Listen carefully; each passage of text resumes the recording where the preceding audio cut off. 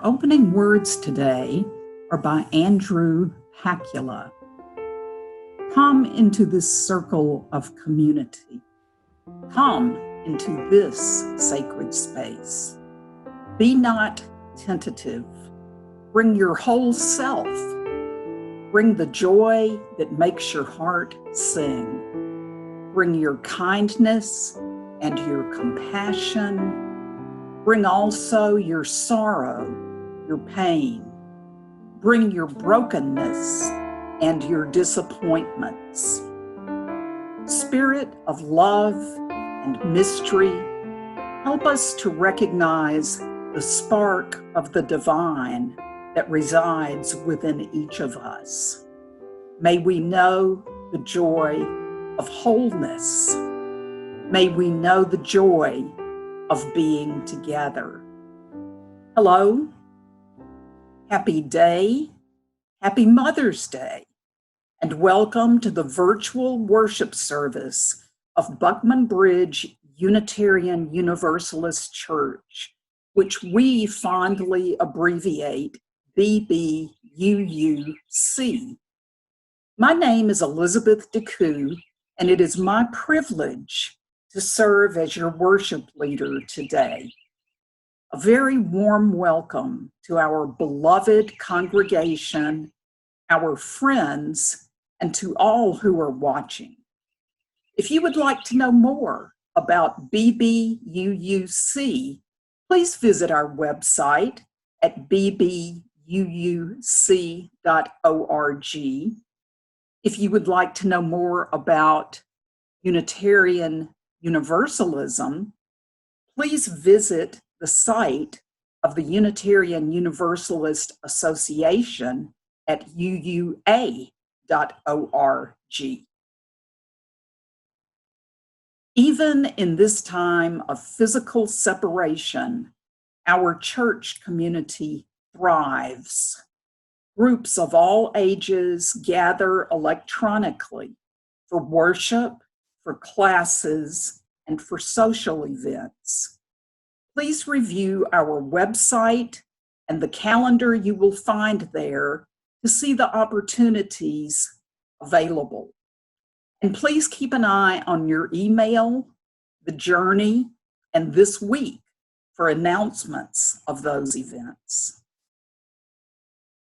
As we light our chalice, please hear these words of the Reverend Dr. Linda Hart.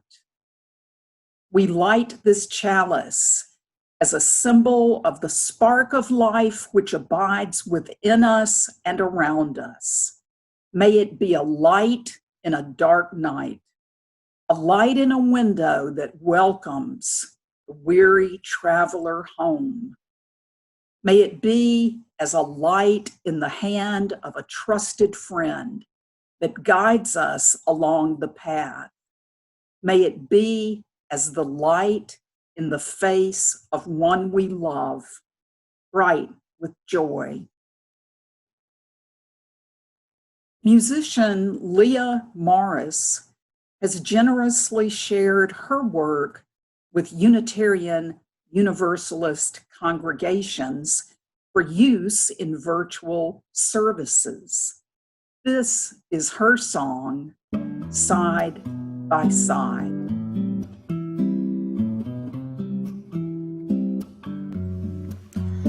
When I hear your voice, I almost cry. And when you laugh, it makes me sigh. When I read your words, I wonder why we're together now. More than ever now. And though distant you may seem to be, you really aren't so far from me. I can feel you here right where I am. If you close your eyes, maybe you can. Sing to me now, sing me a song, the one where the mountains and the sky come crumbling down, and still we stand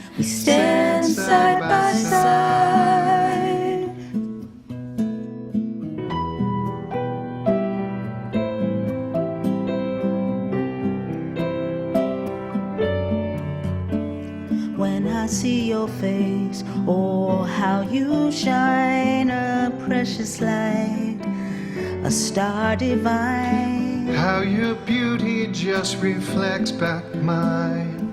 Hold out your heart like a lifeline.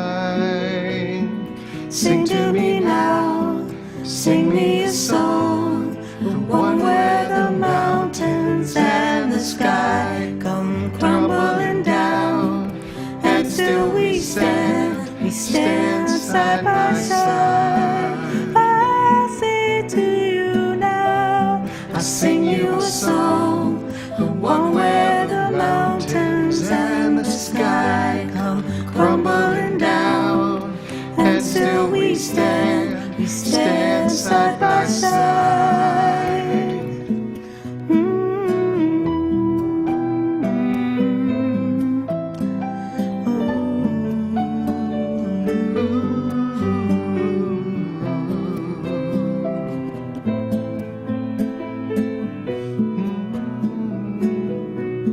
Side by side.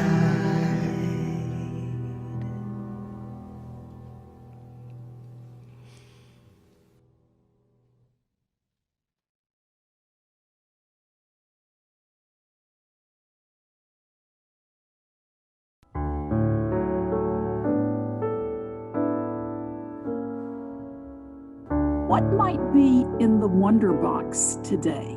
Can you guess? Let's take a look. It's a shoe. There's a shoe in the Wonder Box. And that shoe serves two purposes. First of all, it gives me the chance to acknowledge that I can't fill Chris Jarman's shoes. But I do have a story for us today. And that story has to do with shoes because it's about a little boy who went on a long journey. And of course, anyone who goes on a journey has to have shoes. As this little boy went on this long journey, he knew that he would miss his very dear mother. She did not want her little son to leave her, but she knew he must go. So she put her arms around him and said, "Now don't be afraid, for I shall be thinking of you, and the Spirit of life will take care of you." Then the little boy kissed her goodbye and ran away singing a merry song. As long as he could see her, he would turn and wave his hand to her, but eventually she was out of sight. Just then he came to a stream of water that ran across his path. "How can I get over the stream?" thought the little boy. But a white swan swam up to greet him and said, "There is always a way to get over the stream. Follow me, follow me." So the little boy followed the swan till he came to a row of great stepping stones, and he jumped from one to another, counting them as he went. And when he reached the 7th stone, he was safely across. And he turned to thank the white swan. And when he had thanked her, he called out, white swan, swim on your way and carry a message for me today. My love to my mother, wherever she be. I know she is always thinking of me." Then the white swan swam back to carry the message, and the little boy ran on his way. His path led through a meadow where the clover grew, and the white sheep and baby lambs were feeding together in the sunshine. After a while, he heard the great sea calling, "Come, come, come." But how could he go to sea? But when he reached the shore where the blue waves were dancing on the yellow sand, he clapped his hands with delight, for there, rocking on the billows, was a beautiful ship with white sails. "I knew there would be a way," said the little boy, as he jumped on the deck and went sailing over the deep blue sea, sailing day and night over the deep blue, beautiful sea. At night, the stars would look down, twinkling and blinking, and as the little boy watched them, he would say, little stars, shining so bright, carry a message for me tonight. My love to my mother, wherever she be. I know she is always thinking of me. The little boy went on sailing day and night until he came to a land beyond the sea. And this land was so full of delight that the little boy felt that his journey was ended. Until one day, a great storm came. The wind blew, the thunder crashed, the lightning flashed, the rain came pouring down, and the little boy wanted to go home, but he didn't know how. I will find a way, he cried at last, and just as he spoke, the sun came bursting out, the storm clouds rolled away, and there in the sky was a rainbow bridge that seemed to touch both sky and earth. Then the little boy's heart leapt for joy, and he ran up the shining rainbow. And when he reached the top of the arch, he looked down on the other side and saw home and his mother at the rainbow's end. Mother, mother, he called as he ran down into her arms. Mother, I've always been thinking of you, and the spirit of life has taken care of me. And so our story ends. It is said that a joy shared is increased and a sorrow shared is lessened. We light a candle of sorrow today for M.J. Williams, who passed away in her sleep this past Tuesday. She was a caring soul who was cheerful and friendly, and she will be missed. We will contact our congregation with details about final plans when they are known. A candle of concern for Chris J's son, Morgan, who has been diagnosed with non-Hodgkin's lymphoma and is undergoing aggressive treatment. Emails and cards are appreciated, but please avoid texts and phone calls. Chris will be taking leave from her DRE tasks for a couple of weeks to be with her family during this critical time. A candle of concern for Donna Z's son-in-law, who is at Mayo Clinic with advanced liver disease. Barring complications, he is on the list for a liver transplant. Donna and Cindy have moved her daughter's family to Jacksonville. Emails and cards are appreciated. A candle of concern for Sandra M's daughter, Stephanie, who will be having surgery as soon as there is a spot open on the schedule to determine the nature of her kidney issue. A candle of concern for Anne Marie S.'s sister, who had breast cancer, was recently diagnosed with lung cancer, and now has a tumor in her throat. She is in New York. COVID-19 is a bear. Candle of joy from Annabelle G. for the masks that Linda C. and Cindy J.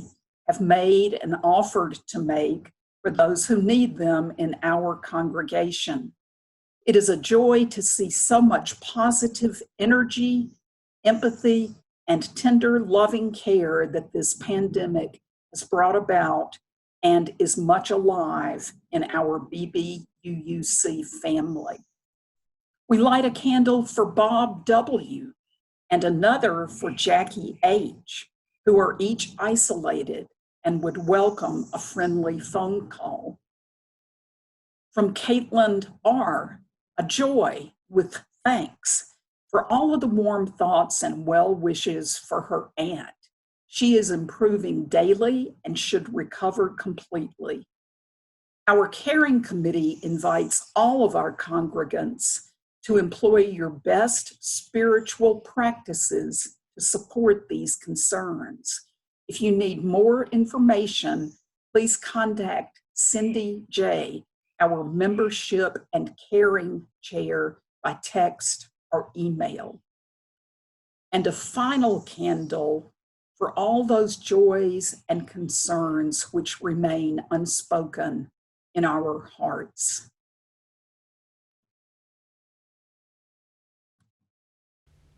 When you're down and troubled and you need some love and care, and nothing is going right, just close your eyes and think of me, and soon I will be there to brighten up even your darkest night.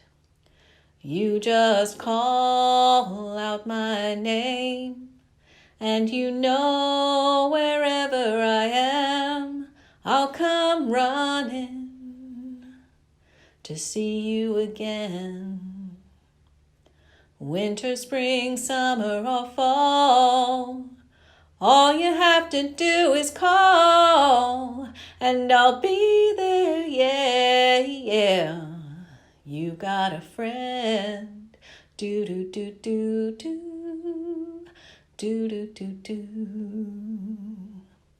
If the sky above you grows dark and full of clouds, and that old north wind begins to blow, just keep your head together and call my name out loud. Soon you'll hear me knocking at your door. You just call out my name, and you know wherever I am, I'll come running to see you again.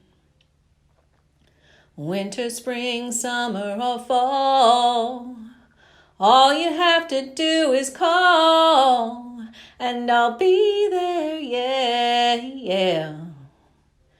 Now ain't it good to know that you've got a friend when people can be so cold?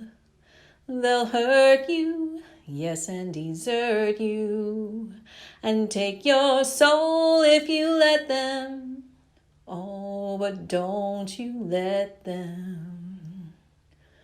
You just call out my name, and you know wherever I am, I'll come running, oh yeah, to see you again.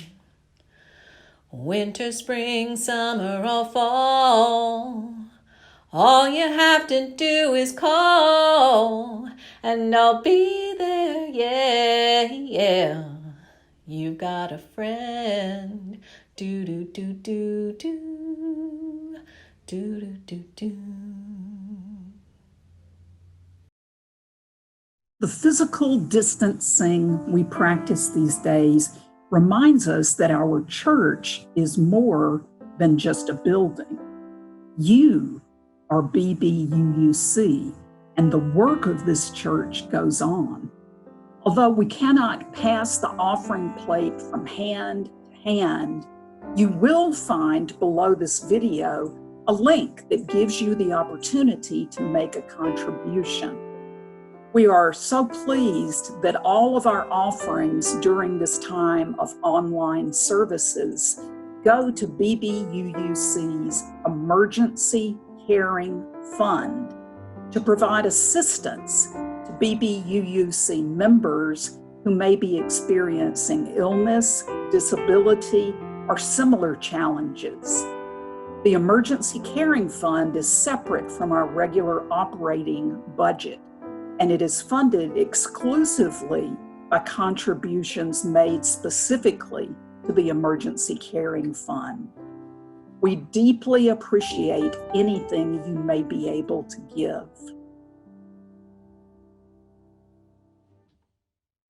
Our speaker today is Linda Crawford, and her topic is the bliss of human connection.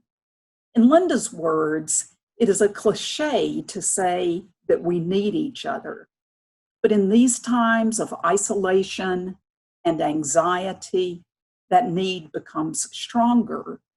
Perhaps Linda, as an extrovert, has more need than some introverts, like her husband, Dale. But now is a good time to acknowledge how precious you all are, her companions on this journey of life. Linda is a very grateful member of this wonderful church community. At the same time, she is probably more irritable than normal, as her partner in isolation will attest. She also wears the same pajamas during the day that she wore the night before. For special occasions, she washes her hair. Linda, the virtual pulpit is yours. Good morning and happy Mother's Day. I'm delighted to be able to talk with you today, even though I can't hear you or see you. I miss that. In our different ways, all of us are having a hard time these days. Some of us are having a very hard time. We could all use a bit of comfort. Many years ago, I gave a sermon about moments of bliss, those indescribable moments that some of us have had. Perhaps we've been out walking in nature or listening to beautiful music, and all of a sudden, a wonderful feeling comes over us. We sense our connection to the universe and to everything in it. People have been having such moments and have written about them for thousands of years. In the past 20 years or so, neurological imaging, like MRI, has explained why we have these feelings of connection. Certain parts of our brain shut down so that we are unaware of where we are. We don't perceive any separation between our physical body and our consciousness and the rest of creation. We also can't sense when we are. Each moment feels eternal. It is as if a curtain has been drawn aside and our eyes and ears suddenly perceive how sacred existence really is. The most evocative description I have ever heard of a moment of bliss lasted much longer than a moment. One morning in 1996, Jill Taylor had a stroke, and it changed her forever. It blocked the activity of the left side of her brain, leaving her free not to think, but to be, to glory in existence. For her, our seventh principle, the interconnectedness of all life, became a tangible, physical reality. Here is her description of how she felt for a long time after the stroke. My consciousness soared into knowingness of being at one with the universe, a soothing and satisfying awareness that embraced the vast and wondrous world within. I could no longer discern my physical boundaries and felt like a fluid rather than a solid, no longer separate from the space around me. I realized that we all flowed together as one. Everything was indistinguishable because everything radiated with a similar energy. I had no sense of time passing. Every moment seemed to exist in perfect isolation, not related to past, present, or future. I lost all sense of urgency and felt a great calmness, even though I knew I could be in danger of death. The energy of my spirit seemed to flow like a great whale gliding through a sea of silent euphoria. In these anxious times of physical separation, we have a visceral need to connect with others. A few weeks ago, I asked a good friend, "What can I possibly talk about that people will want to hear during this crisis?" He answered something to the effect that I might want to concentrate on the preciousness of life and the preciousness of our human connections. So that's what I want to do. Joni Mitchell sang, "Don't it always seem to go that you don't know what you got till it's gone?" I am understanding more and more how very important you all are to me, how precious this community is. I was brought up by parents who didn't believe in religious community or in religion. They had friends, but the idea of a religious fellowship as some kind of a lifeline, as a way to complete themselves, did not occur to them. Their home was their home. They didn't need another one, but I do. The theologian Paul Tillich saw human life as a struggle to become whole by connecting with other beings. He saw us as being drawn to one another like magnets. I'm not necessarily talking about romantic love here. I'm talking about the drive of one human being for intimate contact with another. Have you ever had the thought, when spending time with someone, "I love you"? It may be even someone you hardly know. The feeling seems to come out of nowhere. It is such a cliche to say that love is what it's all about. But the older I get, the more I think it's true.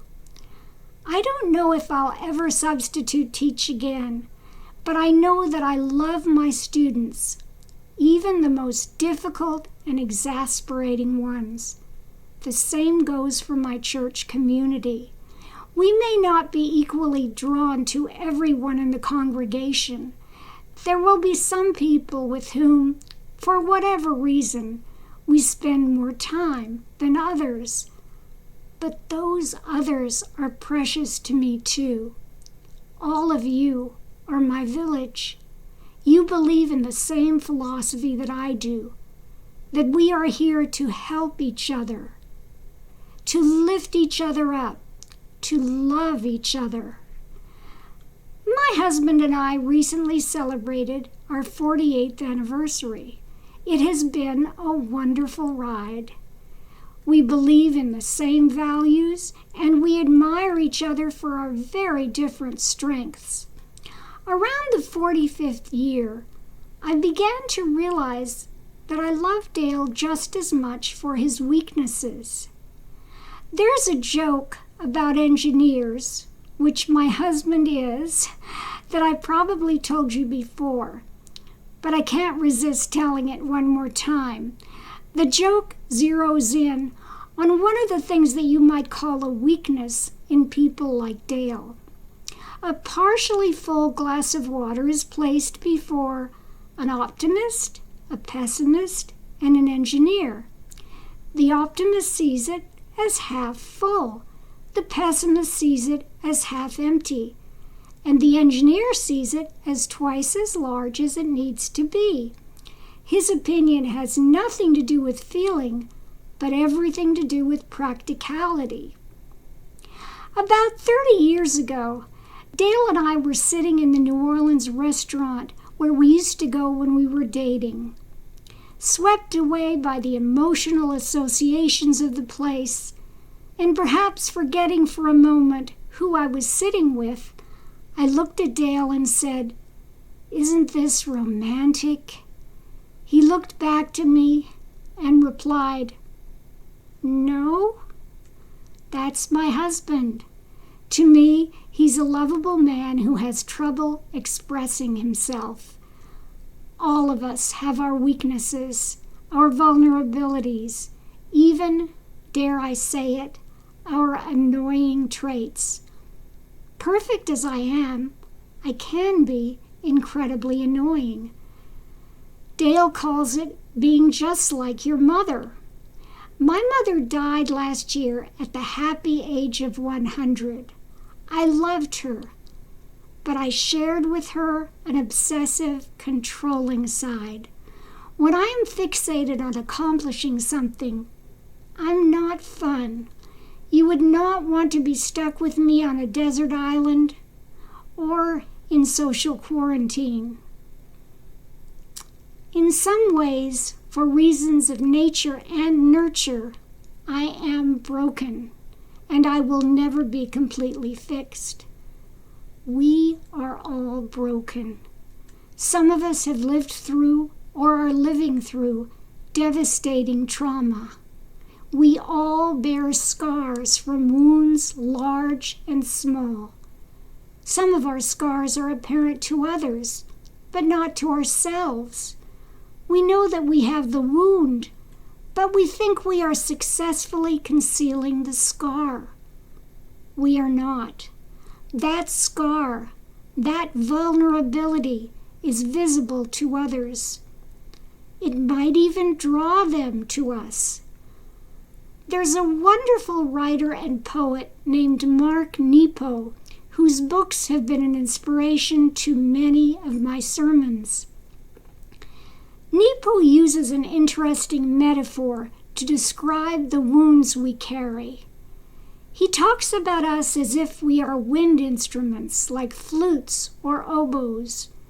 We can't play our music until life has carved a hole in us. The most emotionally powerful music comes through those holes. That is not to say that the holes are a good thing. Those of us who have been through tragedy wish the holes weren't there, even if they do make us more understanding of the rest of the world. But when we have a hole, we are more receptive to the holes in others. One of my dearest friends has a hole in her heart that mirrors one in my own. I was drawn to her soon after I met her. Part of the appeal was her warm personality, but part of it was the particular kind of brokenness that we share. When I was substitute teaching, I tended to gravitate toward the students that were like me as a child, lonely, natural outsiders. Their pain mirrored the pain I felt every day as a 9th grade social outcast.